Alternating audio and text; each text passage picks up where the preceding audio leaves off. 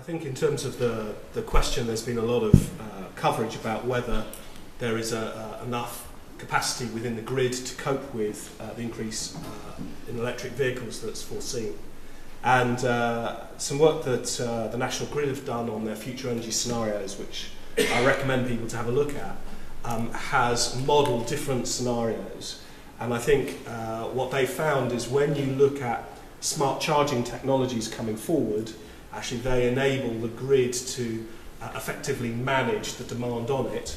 That means coupled with the anticipated gains in energy efficiency that we're likely to see over the next 20 years or so, that the capacity is there in the grid. One area I'd like to pick up on, one area that we've been working on is not only looking at the vehicle in isolation and purely in a unidirectional point of view in terms of charging from the grid, but also looking at how you integrate the electric vehicle into the wider energy system, looking at bidirectional vehicle-to-grid technologies, and also looking at how that can then work with, for example, renewable energy to bring intermittent sources forward, really picking up on the earlier point about decarbonising our energy supply, that actually using the storage capacity in electric vehicles when they're not being driven will actually unlock some of the intermittent sources that at the moment we can't make full use of. But there does seem to be, I think I got this from you actually, Sarah, there does seem to be a huge interest in the UK in electric vehicles. But are you saying that the government needs to do more to add incentives to get this off the ground a bit more? I think there's a couple of issues I'd touch on. One is around incentives and the other is around infrastructure. So I think in terms of incentives, I think there's more to be done, and I think it's just picking up on Nathan's point. We need to think about the consumer and the demand side as well as the supply side.